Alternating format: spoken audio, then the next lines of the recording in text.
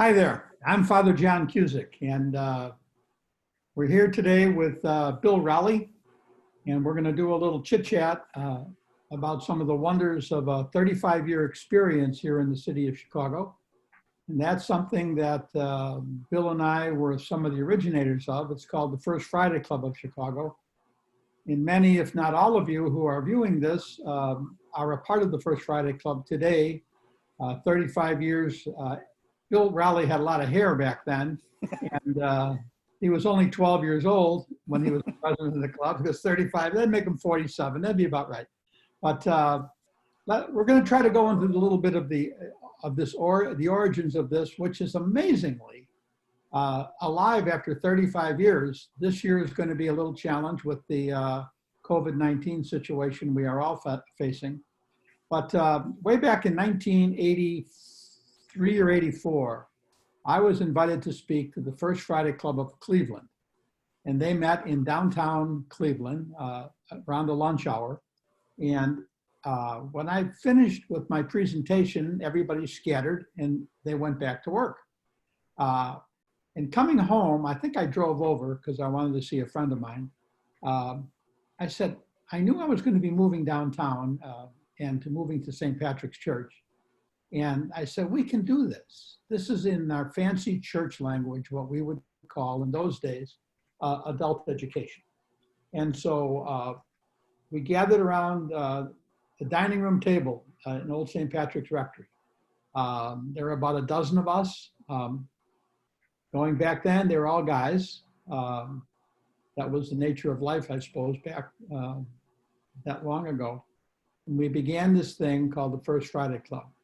The first president is with me and with all of us today, Bill Raleigh. Bill, hello to you. How you doing, John? And Bill continues to come to the First Friday Club. He's an attorney in downtown Chicago, and he's given me the privilege of baptizing his granddaughter. And we've hung out together for many, many, many years. And we are limited in our time today to about 20 minutes, which takes both of us that long to introduce ourselves. But why don't we just cut it at that? And Bill, anything you need to say as we introduce you, you can introduce yourself so that the people hearing this will have some awareness of who you are as well. Nothing to add, John. I just was an original group of people that were fantastic. We had a number of people besides myself and yourself. Bill Yacullo was very instrumental at the beginning. John Wilkes, Dick Clark, Bob Shank.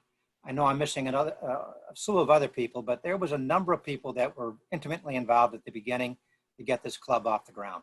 Right.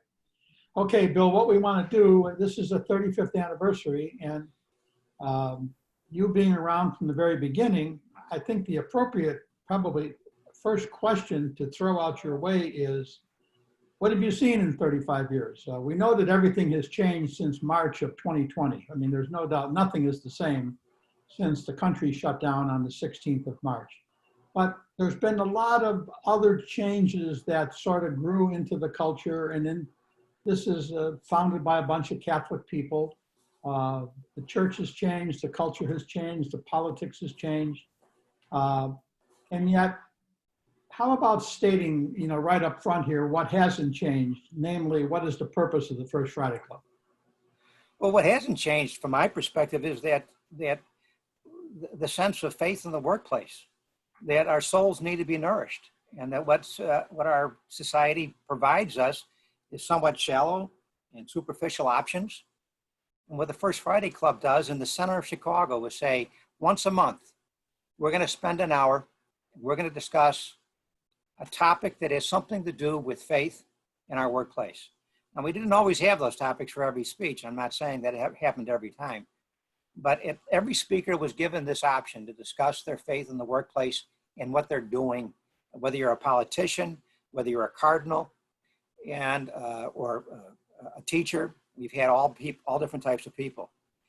It is a way. It's a little different than the typical club, the Chicago Club, for example, or the Aquinas, things like that. We wanted people to discuss values, virtues, right, and how that affects your life and what you do. because as I think you've preached this constantly, I know Father Jack Wall as well, is that faith permeates everything we do. Right. Right. And I think that one of the things that we tried to do with the First Friday Club at the beginning, and I think you've done it successfully throughout the years, is raise issues that sometimes we're uncomfortable with. We want to discuss ideas. And I think one of the most challenging things is sometimes to get a speaker off of their standard topic. You know, that they agree to come to speak to the First Friday Club, and we tell them that the purpose is to make connections between our faith, our work, and the issues of the day. And sometimes, I mean, these are women and men of all the different persuasions in life about which you spoke, who've got some standard material. And we've really tried to bend them away from standard material to go inside of themselves a little bit, to see where their heart and soul is in connection to their work in the world and their religious values, or we would say values, because some are not necessarily religious people. But I think that has been, would you agree, Bill, that that's been some of our success, trying to go off? There's no question, John. One topic, speech, Lynn Martin, great politician. She was on Reagan's cabinet. She gave the stump speech. She was outstanding. Everybody was laughing.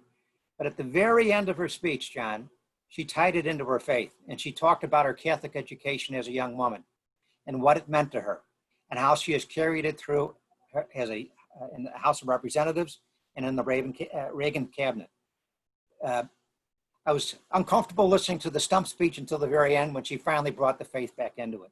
Right. And I remember a similar turn of events when Supreme Court Justice Mary Ann McMurrow spoke. And she wound up talking about her faith life. And as I sort of rolled to my left or to my right, looking and scanning the tables, I saw a lot of judges and attorneys practically fall on the floor because they did not in any way expect Supreme Court Justice to go into that personal level that trained her in looking at legal situations presented to her and the other justices in our Illinois Supreme Court. But she pulled it off. She did. You know, and that was quite amazing. You know, it really was. Bill, one of the issues you've mentioned it to me was a very, very significant priest in the life of Cardinal Bernardine. Brian Hare, J. Brian Hare, and he was out east, I believe, affiliated with Georgetown, and he was one of Cardinal Bernardine's writers, and they would talk and think and everything. And he made a comment that is stuck with you, I know, that the federal budget is really a moral question. And we would think, oh no, that's money, that's over there, and our faith is over here. And what is it that set you into that vein when he said that?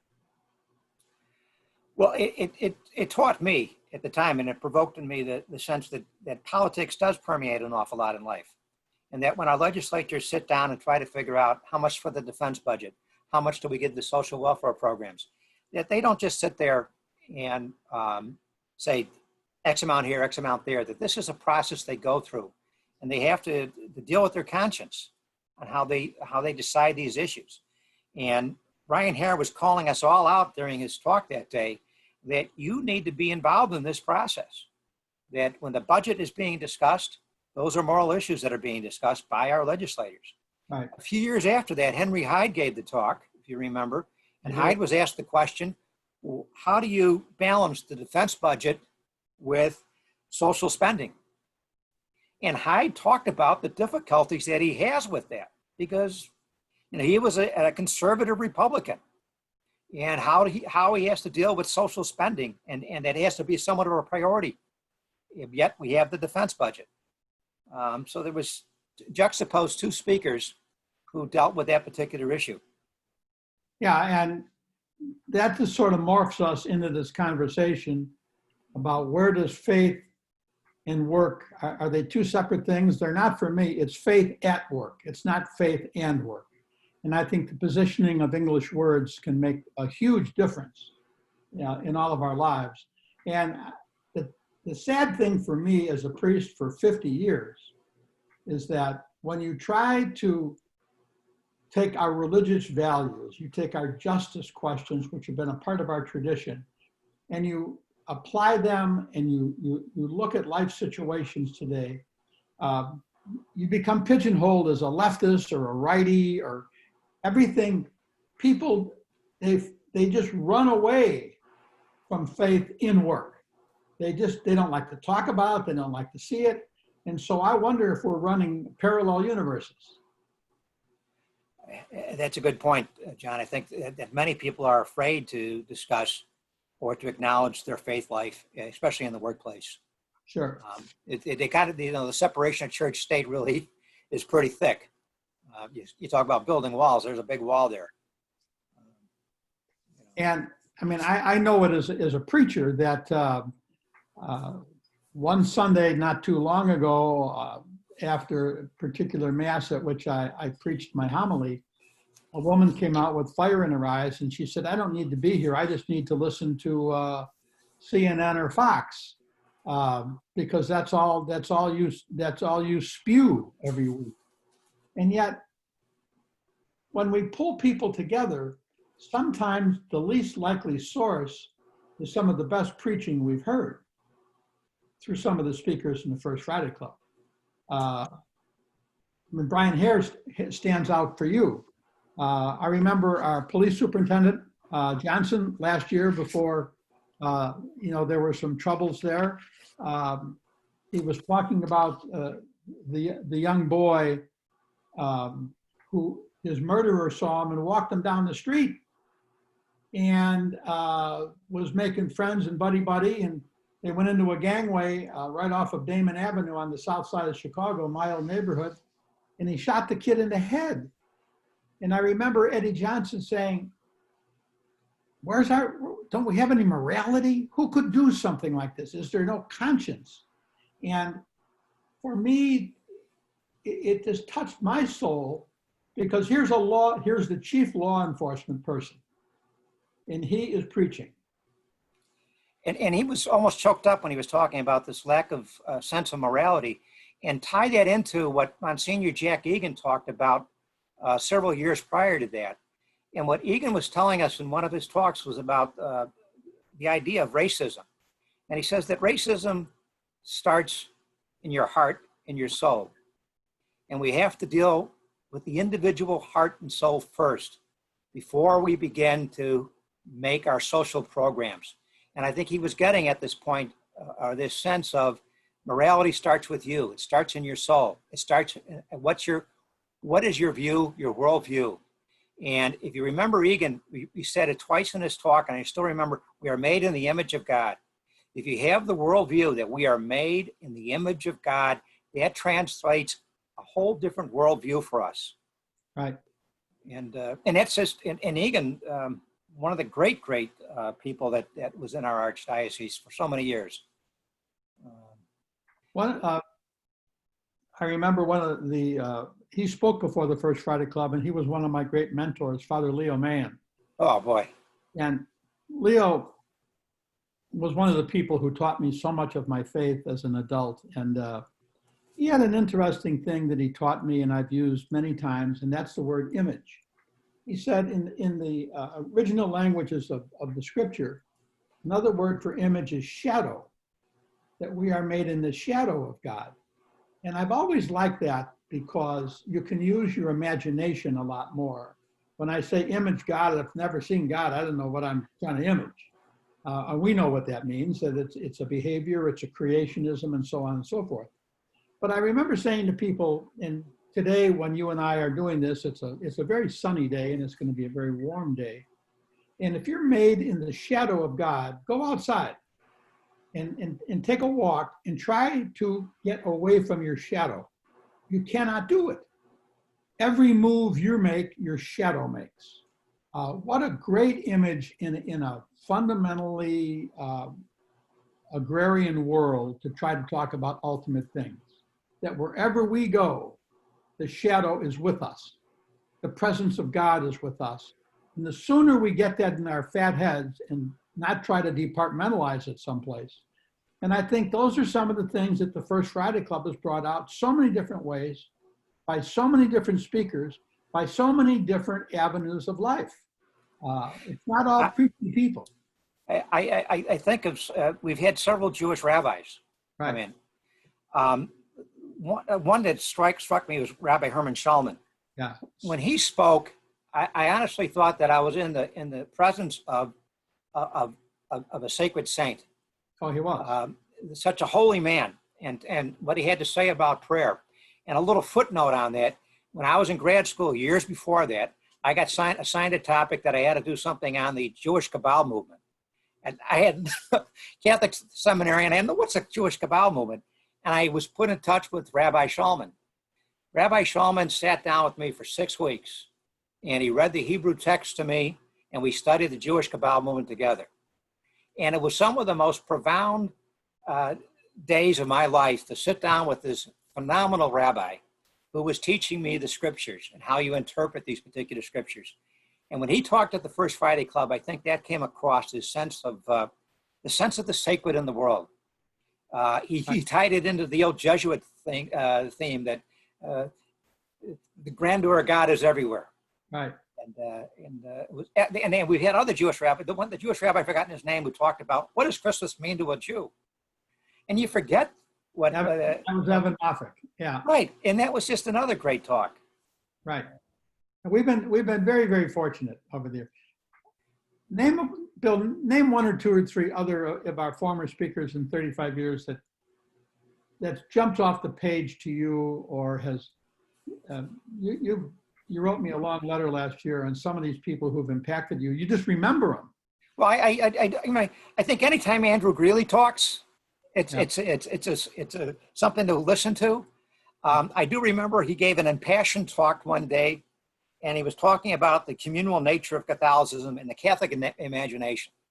He gave this incredible talk, and then the first question was, in your next novel, are you going to have as much fooling around?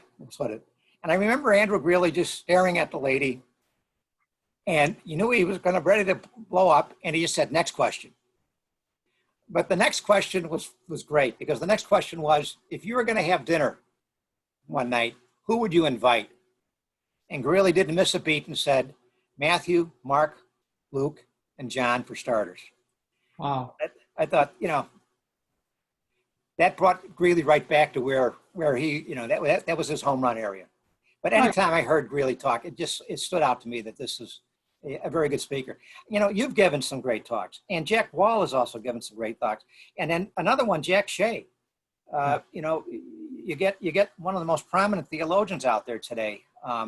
You walk away thinking, okay, his whole bit on Christmas was. I walked away thinking, never thought of that particular approach. It was a poet looking at Christmas. Right. Cardinal Dearden stands out. Wow, way back when. And the reason why he stands out is because he was one of the last from Vatican II.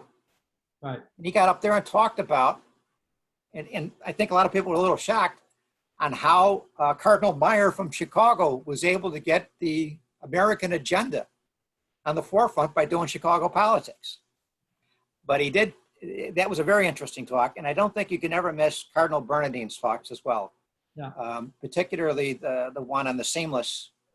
Seamless garments. Right, and he just, many of his talks were written for him, but you knew this was Bernardine talking. This was what he was all about. One of them for me was Terry Anderson. Oh, yeah. Who was the longest held American hostage in Beirut, Lebanon. Terry was fundamentally chained to a wall for 7.5 years. And he came back to his faith through a colleague of his who was chained to the same wall, Father Lawrence Martin Jenko. Jenko, right. And I got to know Marty Jenko a little bit and asked him to speak. And he agreed to it. And then he was diagnosed with pancreatic cancer, and he was going downhill rather fast. So he called me and says, John, I'm not able to do this talk in February to the First Friday Club. Would you mind if I got Terry Anderson? I said, Marty, I don't think I'd mind at all. And I was joyful because Terry the longest held and comes out the most positive. And I wanted to know how that worked. And it was all built around his need and his ability to forgive. And he said in that talk, and we videotaped it, and I still have a copy. He heard it from his wife.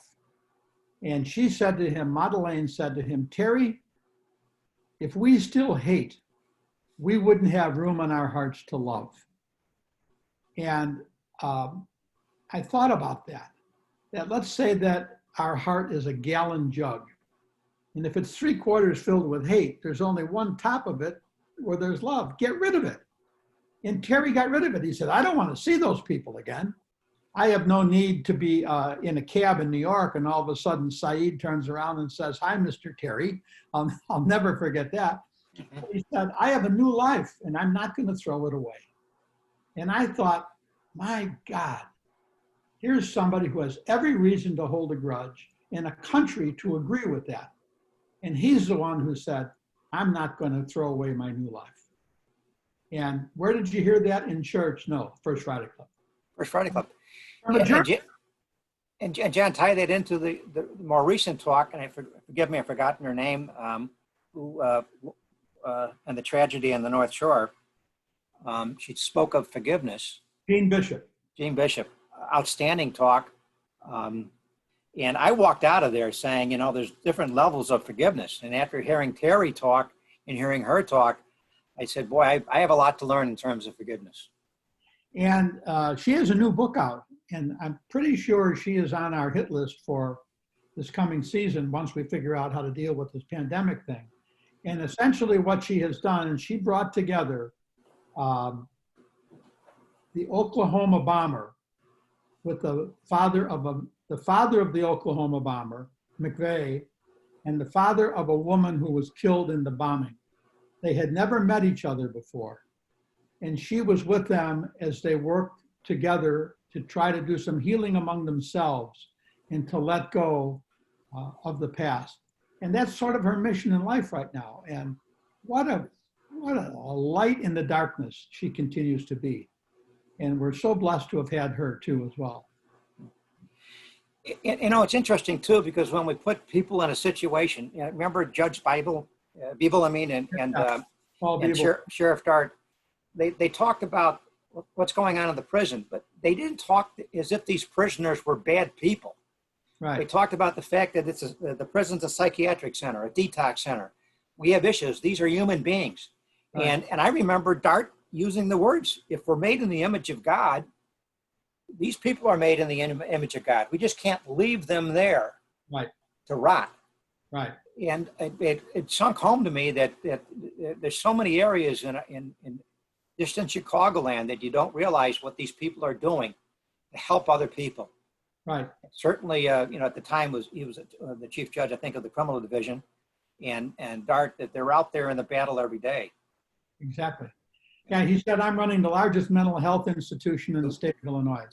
It's in the country. Yeah. And then last year, I'm very proud of the board every year. We have these wonderful conversations on the First Friday Club board, trying to talk over what issue should we approach. And last year, we said we've got to do something over the mental health question, because it's something everybody talks about. Most people are aware of, but no one wants to talk about it publicly. So we decided we need to give this some airtime, because we need to know how we can be of help. Because again, these people are God's children of any age. And I remember Father Charlie Ruby, when he came from Catholic Charities, who one of Father Ruby's great gifts is to running a support system for people who had a relative, a close friend, choose to end their life through suicide. And Charlie was just, he was just wonderful in helping us understand mental disease. We tend to always, if someone takes their life, use our way of thinking of things and apply it to them. How could they do that? Well, they don't think the way we do. It's a disease they have. And I know he helped me, he opened my eyes in a tremendous amount of ways to see someone for who they are and for not what they are. And I think that's the Christian story. Who are you, not what are you? You know, and that's where I think our education, when we should tell our children, who do you want to be, not what do you want to be, you know? Well, you hit on a theme that Wilton Gregory talked about on why we need Catholic schools in the inner city.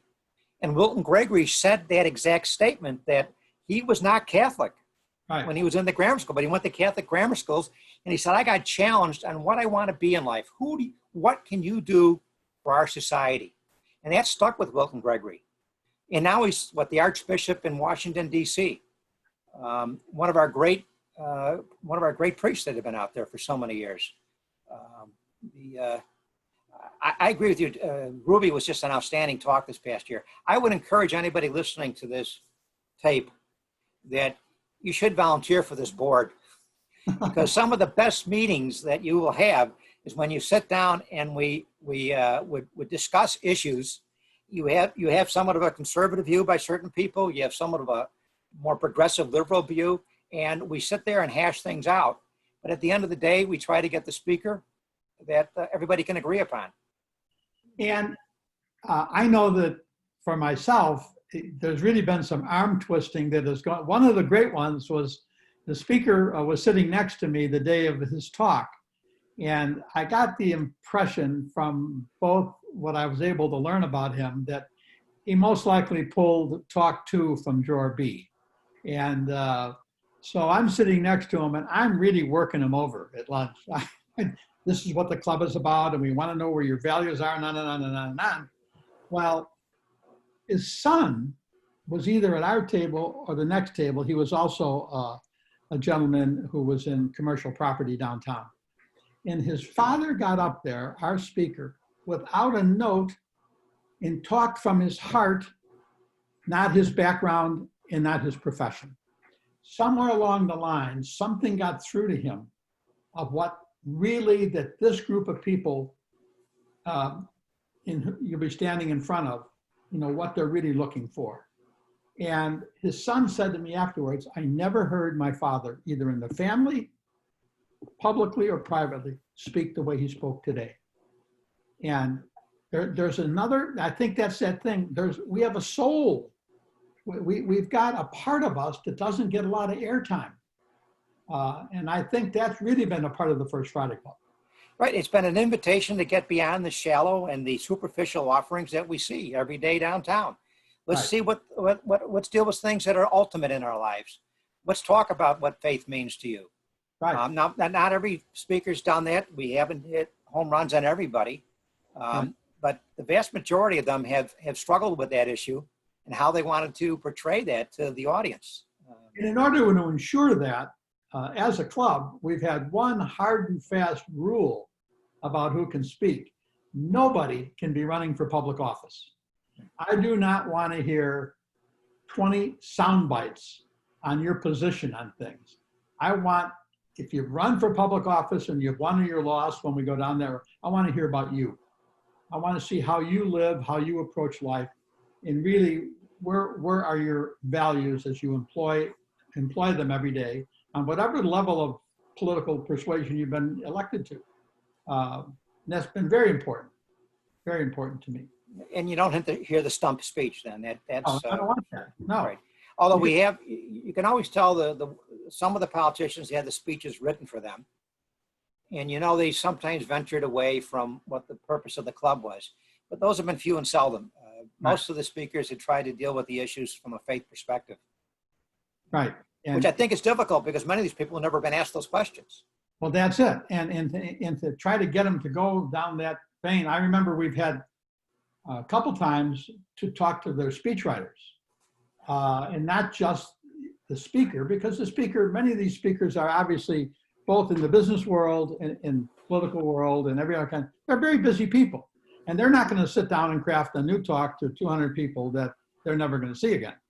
But if you can get to their speechwriters, and then you can have some great conversations with them, they're going to be able to put before their boss not just a talk, but some blanks that they have to fill in with their own lifestyle. So I find that important.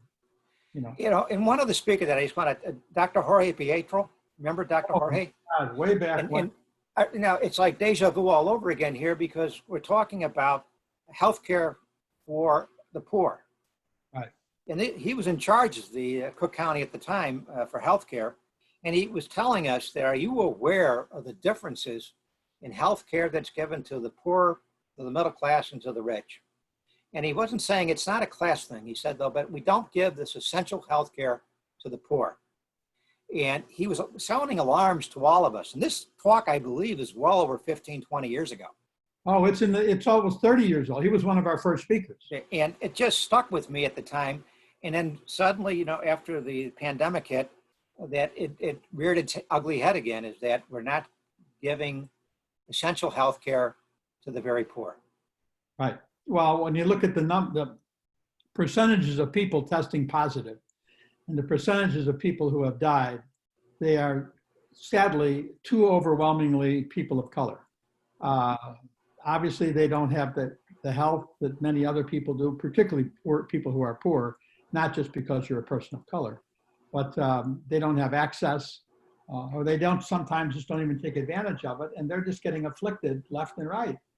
And I just cry 1,000 tears that we can't do more about that. I can't imagine Christ ignoring them. I'm sorry, but I can't. And Pietro, if you remember, brought it back to Scripture, which some of the better speakers did go back to Scripture. And he quoted a bunch of Matthew's. I remember him talking about Matthew, and what we do for the poor will be judged upon. Right. He kind of left it at that. That's sort of the Mother Teresa model, you know, that, right. How do you embrace? Bill, we're going to need to wrap this up, but there's a couple questions you sent in a letter to me, and then we moved on to the board. And I think they really work at the end of our little chat today after 35 years at the First Friday Club. And there are 3 of them here. Let me just put them out there. I would like to ask the parents today if they would rather have their children live a relatively prosperous and healthy life or be saints. And I think to our audience, your grandchildren too, not, you know, relatively healthy life, prosperous life, or be saints. And that's a tough question to answer for an awful lot of people. The second question that you proposed to me in this letter was, I would like to ask if you agree that your central journey in life is moving from self to service. And what scares me today is that particularly with, of all things, wearing a mask. I have a right to wear a mask. I have a constitutional right. It's not just about me. It's not just about self. If we call ourselves a believer, does that journey move us from self, as you say, to service?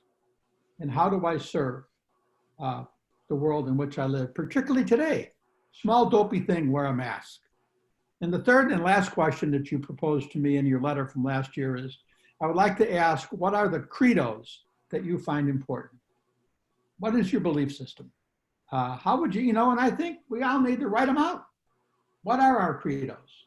And do we employ them, or are they on the shelf? Or can we employ them and stay prosperous and stay living, but also move towards sainthood? So that's what you've left me. So I'm grateful, for all your wisdom for us today. So that's terrific. Well, we're very grateful for what you've done for us, Father Cusick, and for the First Friday Club. This whole club has existed because of your efforts, your input, your insights, and your love for all of us. Well, Bill, thank you. It's been my passion. And when I retired 6 years ago, one of the 2 things I said I would stay with was the First Friday Club, because I believe I love the board. I love the people who come. I love the speakers that we're privileged to get. I find getting the speakers a great challenge. I don't like to take no for an answer. So the board, the people on the board are gutsy. They're going to go out and I remember there was one person who's very popular and very public today. It took like 5 months, but one of our board members would not He would not let up. He was like a dog with a bone, and we finally got it. So this year is going to be different. I think an awful lot of the way the First Friday Club is going to gather this year is how you and I are doing today, with the screen right before our eyes. And we're going to miss, I think, a lot of the human interaction around tables. But people are nervous. People's circle is small, and we don't have a vaccine, and people want to live the best life they have. So I'm going to just ask for all of you who are watching this, please stay with us. This is a tough year in every part of our life. So if we can stay with the First Friday Club, stay with it on Zoom, any other kind of way, stay connected to our speakers, and the best we can sometimes to one another, we're going to keep this thing going. Bill's been there from the beginning, and I know he's still with us. So I thank you all very, very much for giving us this privilege to chat out loud, because we've chatted privately a gazillion times in 35 years. And it's always a joy for me to share time with Bill Raleigh. Thanks, Bill. Thank you. We're out of here. Okay. I think it went well, John. Judy, thank you.